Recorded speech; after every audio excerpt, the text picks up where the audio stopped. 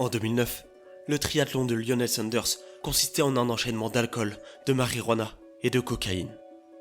8 années plus tard, il devient champion du monde de triathlon longue distance après avoir vaincu ses démons addictifs. Retour sur le parcours d'un athlète hors norme, qui est descendu plus bas que terre, avant de grimper sur la plus haute marche des podiums de sa discipline. Après 3,8 km de natation, après 180 km de vélo, et après un marathon de 42 km 200, il est champion du monde de triathlon Ironman. Sam Laidlaw pour la France, c'est un exploit historique du sport français ici à Nice. Champion du monde Léo Bergère, c'est incroyable. La France décroche la première médaille olympique de son histoire. Léo Bergère devient champion d'Europe ici à Munich. Oh, c'est la patrouille de France, l'armée des champions, c'est eux. Nous sommes le 20 novembre 2016. Tempe, Arizona. Du haut de son podium, Lionel a le temps de bien surplomber tout le chemin sinueux qu'il a dû parcourir pour réussir à accomplir l'exploit qu'il vient de réaliser, battre le record du monde d'Ironman. Du haut de son podium, l'athlète se revoit 7 ans en arrière, en route pour se rendre à un concert à Détroit avec ses amis. Il avale tout un tas de substances alcooliques et psychotropes et devient soudainement incontrôlable. Au beau milieu de l'autoroute, il essaie de sauter de la voiture en marche. Sa mère décide alors de l'envoyer en cure de désintoxication. Début d'un geste salvateur. Son histoire personnelle débute le 22 février 1988, dans l'Ontario, au Canada. Il a grandi dans la ville de Harrow, peuplée de 3000 habitants, au sud-est de Détroit. Jeune, il a des talents sportifs impressionnants et excelle en course à pied ou au basket. Il compte parmi les meilleurs coureurs de son lycée et est même nommé capitaine des Harrow Hawks à la Harrow District High School. Il aurait pu aller très haut à cette époque si son talent s'était accordé avec une obstination et un acharnement monstre pendant ses entraînements, autant que pendant ses compétitions. En course, ce n'était pas le même homme qu'en entraînement, où il marchait dès que son entraîneur ne le voyait plus. Non, en course, cet homme, c'est une machine de volonté. En plein cross, il perd sa chaussure dès le premier kilomètre, mais cela ne l'empêche pas de terminer le parcours qui a lieu dans la boue et sur des pierres, avec plus qu'une chaussure au pied. Mais au lieu de ça, il n'éprouve pas de sentiment d'amour envers ce sport et envers ses entraînements, et laisse donc peu à peu la course à pied de côté. En parallèle, c'est dans une toute nouvelle activité que va se plonger le jeune Lionel. En première année à l'université, il découvre la cigarette et la marijuana. Bien loin du régime draconien de sportifs de haut niveau, dont son avenir était tout tracé. Il explique. J'ai toujours été très influençable. Je me souviens encore de la nuit où j'ai testé le joint pour la première fois dans le garage d'un ami. Je n'ai pas eu le courage de dire non. Un soir, j'ai eu envie d'essayer de l'ecstasy. Un de mes amis vendait de la drogue à côté pour gagner de l'argent supplémentaire. Je lui ai demandé s'il pouvait m'en apporter.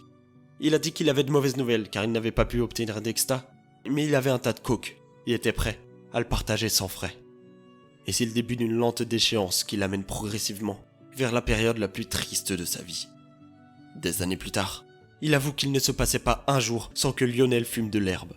Il stoppe ses études et passe 2 ans sans la moindre relation sociale, réussissant à trouver un travail sur internet afin de pouvoir rester cloîtré chez lui 24 heures sur 24 et de n'avoir même plus besoin de sortir de sa maison.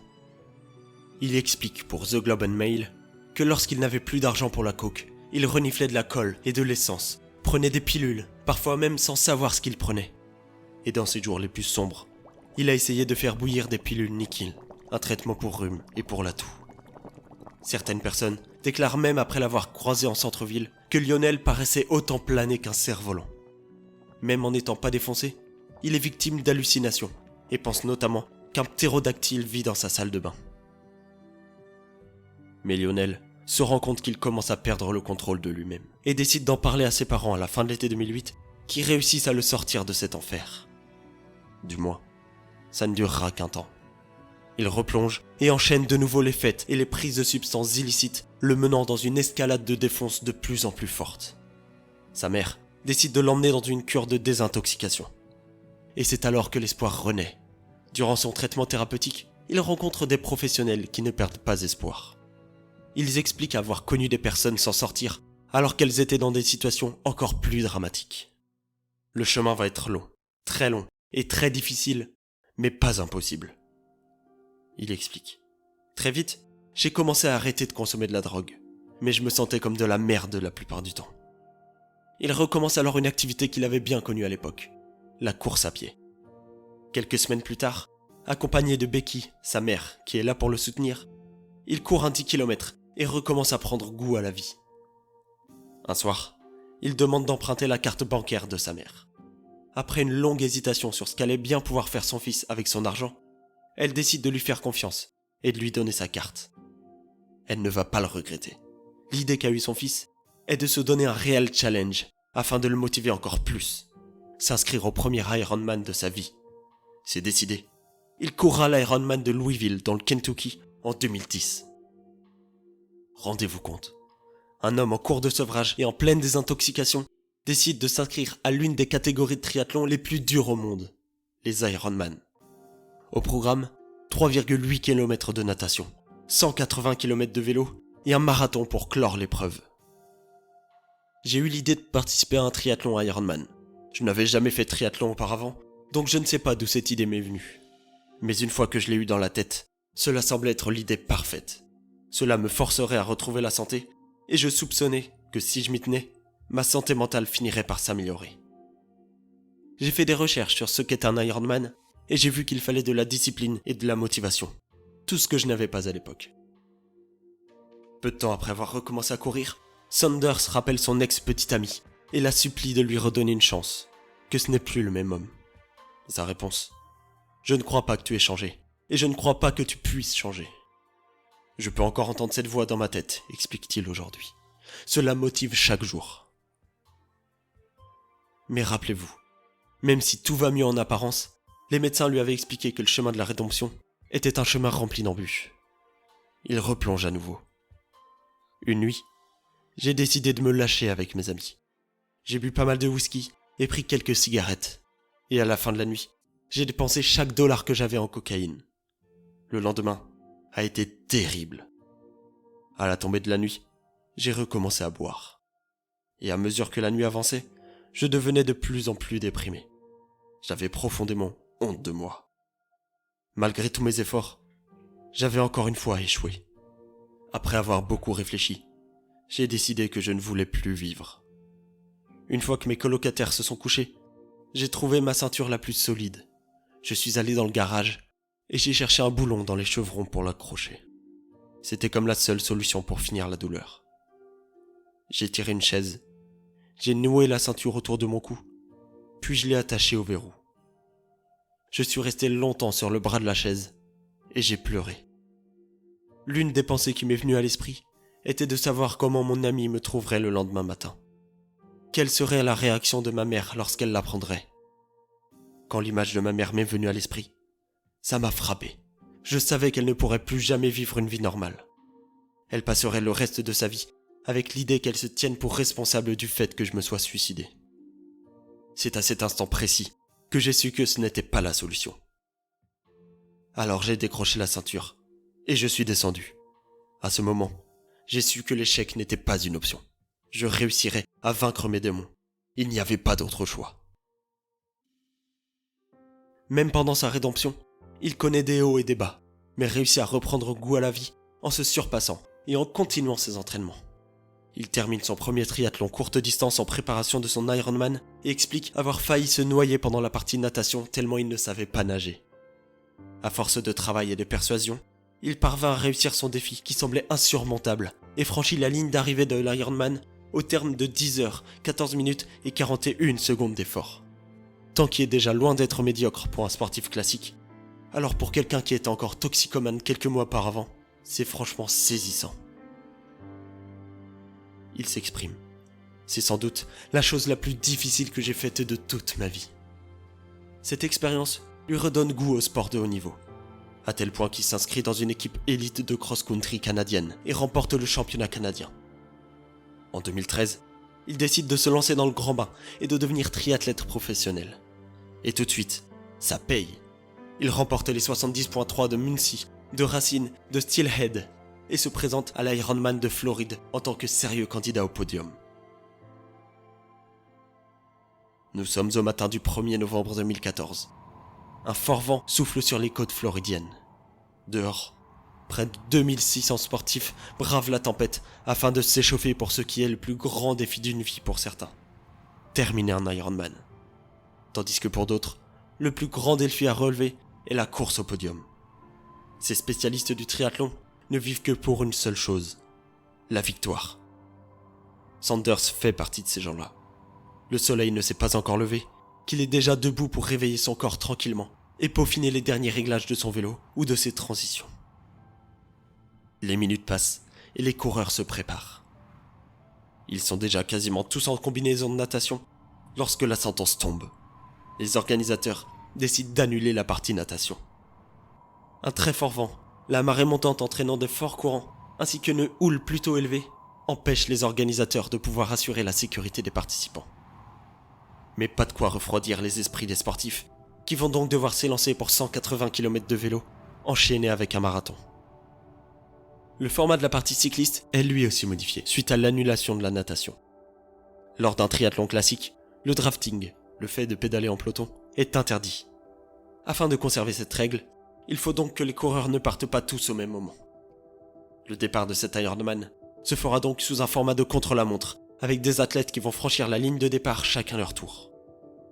Et c'est le vice-champion du monde d'Ironman Ben Hoffman qui prend la tête de la course dès le début. Mais il est rapidement rejoint par un Lionel Sanders des grands jours. Après 4h12 d'efforts, c'est lui qui dépose son vélo en premier, avant de partir faire son marathon.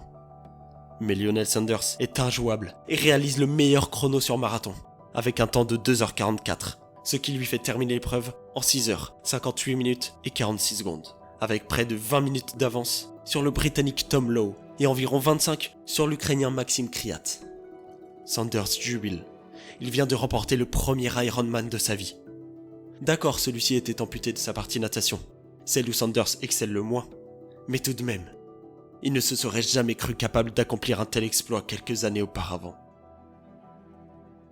Ça y est, l'athlète commence à prendre vraiment de l'ampleur, à tel point qu'il s'estime prêt de participer en 2014 au championnat du monde d'Ironman, qui ont lieu comme chaque année à la Mecque de l'Ironman, à Hawaï. Il termine à une belle 14e place pour ce coureur, qui découvre pour la première fois les championnats du monde. Mais ce n'est qu'un début, il reviendra en force les années suivantes, c'est décidé. Contrairement à sa jeunesse, Sanders devient une bête d'entraînement, avec un mental d'acier. Il s'est construit une pièce chez lui qu'il a surnommée la grotte de la douleur, où il monte régulièrement la température à 32 degrés et près de 80% de taux d'humidité dans la pièce pour imiter le climat hawaïen. Aussi, il s'offre des plages d'entraînement faramineuses, alors que la plupart des athlètes de son niveau s'entraînent 6 à 7 jours d'affilée, puis prennent 1 ou 2 jours de repos. Sanders, lui, décide de faire jusqu'à 18 jours d'entraînement consécutifs. Tout cela dans un seul but, être le meilleur triathlète longue distance de la planète. L'année suivante, il passe pour la première fois sous la barre saisissante des 8 heures de course, en terminant l'Ironman d'Arizona en 7h58 minutes et 22 secondes. Mais ce n'est rien à côté de sa performance de 2016. Sur la partie natation, c'est toujours son point faible, mais il réussit à limiter la casse. Il ressort des près de 4 km de natation, avec un déficit de 4 minutes sur la tête de course. C'est près d'1 minute de gagné par rapport à sa course l'an passé. Le vélo, c'est son point fort, et tout le monde sait que le tracé du parcours est à son avantage, très roulant et puissant. Il reprend une multitude d'adversaires, réalise le meilleur temps sur la partie cycliste, mais reste malgré tout en 2e position, derrière Cameron Wurf, un ancien cycliste professionnel qui avait réussi à prendre assez d'avance sur la partie natation et à la conserver sur la partie cyclisme. Enfin, le plus dur arrive avec le marathon, dont Sanders survole la première moitié avec un temps de 1h18. Mais il se frotte au mur du marathon au 27e kilomètre. Sa vitesse chute progressivement jusqu'à atteindre une allure de 4 minutes 30 au kilomètre. Suffisant pour conserver la tête de la course, mais pas pour espérer mieux. Il réussit à se prendre en main et à accélérer, quand tout à coup, au 37e kilomètre, il croise sa femme sur le bord de la route, qui lui annonce une nouvelle qui va le rebooster encore un peu plus. Il est dans les temps pour battre le record du monde d'Ironman, mais il ne faut pas fléchir. À environ 23 miles, ma fiancée attendait et a su surmonter mon discours intérieur négatif. Elle m'a dit que j'étais sur le point de battre le record de Marino van Hoenacker. Mais pour y parvenir, j'allais devoir beaucoup accélérer. J'ai su à ce moment-là que j'aurais un énorme regret si je ne donnais pas tout ce que j'avais pour le reste de la course. Sagnac a fait le reste. Il vient de réaliser la meilleure performance de l'histoire sur une course labellisée Ironman en réalisant un temps de 7 heures, 44 minutes et 29 secondes. Ironman Arizona champion, a new world record, Lionel Sanders! Il est tout de même important de noter qu'il n'a pas battu le record de la distance détenu par Jan Frodeno en 7h35, mais l'exploit reste malgré tout immense. La plus grande leçon que j'ai apprise est à quel point tout cela est dans la tête. Je pensais que je n'avais plus rien dans les jambes, mais j'ai pu récupérer de 30 à 40 secondes par mile. Mais ne vous méprenez pas, c'est de loin la course qui m'a fait le plus souffrir de toute ma vie. Grâce à cette course, il rentre dans une période de sa vie où il établira records et performances en tout genre. Le record du monde sur Ironman de Sanders tiendra 1 an et sera finalement battu par l'anglais Tim Donne en 7 heures 40 minutes et 23 secondes. Mais à côté de ça, en 2020, il explose le record canadien de l'heure en réussissant à parcourir 51,304 km sur son vélo. Record qui est d'ailleurs toujours dans sa poche. Here we go. It is the final 10 seconds. 9, 8, 7, 6, 5, 4, 3, 2, 1. And there it is, folks. We have a new Canadian record. To the line. And he comes right around to the line. The gun will sound to end the effort. But there it is on the scoreboard for you. 205 laps of the track, 51.304 kilometers with an average speed, of course, of 51.3. And look at that last lap, Ed. 17.1. He was kicking in right. Mais revenons en 2017. Spoiler alerte, cette année sera la plus faste de sa vie. Le Canadien devient champion du monde de triathlon longue distance, chez lui, au Canada. Malgré une crevaison dans la partie vélo, celui-ci remporte le titre mondial, après avoir battu un plateau de triathlètes d'un niveau rarement vu sur ces championnats. Mais ce qu'il importe cette année-là, ce sont les championnats du monde d'Ironman à Hawaï. Au beau matin du 14 octobre 2017, les conditions météorologiques sont parfaites à Kailua-Kona, à Hawaï.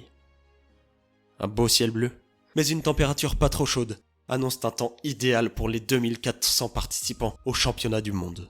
La crème de la crème est présente. Parmi eux, le champion du monde en titre et favori Jan Frodeno. Mais le premier à sortir du Pacifique est l'Australien Josh Humberger, avec 1 minute 20 secondes d'avance sur Frodeno et 6 minutes sur notre Canadien. Humberger conserve la tête jusqu'à la mi-course cycliste environ, lorsqu'il se fait dépasser par un groupe de 4 cyclistes, composé de Cameron Wurf, Ken Le, O'Donnell et Lionel Sanders, qui a réussi à rattraper son retard concédé dans la partie natation. Wurf pose le vélo en premier, en ayant battu le record du circuit cycliste lors de ses championnats du monde. Derrière lui, mais à seulement 1 minute d'écart, arrive Lionel Sanders, puis Frodeno et Kinle à seulement 45 secondes du Canadien. Tout va se jouer dans le marathon. Très rapidement, un coureur ne sera pas en mesure de rivaliser avec les meilleurs. Frodeno se plaignant de douleurs dans le dos, le tenant du titre est contraint de marcher sur la partie marathon et perd ainsi tout espoir de bien figurer au classement général. Il terminera la course en 65e place après d'1h15 de la tête de course. Cameron Wurf n'étant pas le plus à l'aise dans la partie course à pied, il est également éjecté de la course à la victoire, qui devrait donc se jouer entre Lionel Sanders et l'Allemand Sebastian Kienle, 2 seuls rescapés du groupe de tête. Et c'est un Lionel Sanders des grands jours qui commence à creuser l'écart. Au semi-marathon, il est toujours en tête devant l'Allemand et 6 minutes devant un autre Allemand, Patrick Lange, qui revient fort. Au 37e kilomètre, tout s'écroule, Lange réalisant un marathon sensationnel et dépassant Sanders à moins de 5 km de l'arrivée. L'Allemand établit même un nouveau record de l'épreuve en 8 heures 1 minute et 40 secondes, bien aidé par un marathon éblouissant de moins de 2h40. Sanders, exténué, mais heureux tout de même d'avoir fini sur le podium de cette course, franchira la ligne d'arrivée 2 minutes 30 plus tard. Voici les infos du lendemain matin, dans l'émission canadienne RDI Matin. Oui, ça se passe à Hawaï, là où sont nés ou presque les Ironman. Ça se passait hier, mais je voulais absolument revenir sur ces images magnifiques d'Hawaï, mais surtout sur le Canadien Lionel Sanders, qu'on voit ici en vélo dépasser le premier de la course pour prendre le premier rang à la fin de la section vélo. Il était premier. À la course également, était en avance, a pris les devants durant cette course, durant la dernière partie du Ironman, mais malheureusement s'est fait rattraper par l'Allemand Lange, qui lui, je suis certain que je ne le prononce pas très bien, qui lui a su maintenir le rythme jusqu'à la fin. Sanders a manqué un petit peu de gaz, mais a quand même terminé deuxième avec un temps de 8 heures, 4 minutes et 7 secondes. Regardez les images à la fin, combien il est épuisé. Écoutez, honnêtement, c'est admirable. Et disons que lorsqu'on a de la misère à se lever du divan pour aller s'entraîner, regardez ces images-là. Puis, source de motivation ce matin. Oui, vraiment. Depuis son apogée en 2017, la carrière de Sanders est légèrement en déclin. Avec 3 nouvelles participations aux mondiaux à Hawaï, conclues au 29e, 22e et 36e rang en 2018, 2019 et 2022. Malgré quelques fulgurances lors de l'année 2021, où Jan Frodeno l'invite à un événement qu'il crée en Allemagne, où les deux triathlètes vont faire une course l'un contre l'autre, et où l'objectif clairement affiché est une tentative de nouveau record du monde de la distance Ironman. Lors de cet événement, c'est Frodeno qui arrivera à battre le record du monde, grâce à un temps de 7h27 minutes et 53 secondes, tandis que Sanders réalise un nouveau record personnel de la distance en 7h43 minutes et 32 secondes. En ayant même pris le luxe de ralentir lors des 10 derniers kilomètres du marathon, voyant qu'il n'allait pas réussir à battre le record du monde. Actuellement, Sanders est toujours sur le circuit longue distance. Espérons qu'il revienne à son meilleur niveau afin de refigurer dans le top 10 au championnat du monde. Sa carrière est encore loin d'être terminée. Mais ne parlez pas de ses problèmes d'addiction à Lionel. Il vous répondrait sûrement d'arrêter de ressasser sans cesse le passé. Tout cela est derrière lui. Une nouvelle vie a commencé. Un sportif est né. Mais malgré tout, c'est bien ce passé qui lui a permis de se forger ce mental d'acier qui le caractérise tant désormais. C'était Sportcast, merci pour votre écoute. Si vous avez apprécié, n'hésitez pas à me le faire savoir sur mes différents réseaux sociaux, à noter ce podcast ainsi qu'à le partager. N'hésitez pas également à me donner des idées de sujets dont vous aimeriez que je parle. Je les traiterai peut-être dans un prochain épisode. Salut!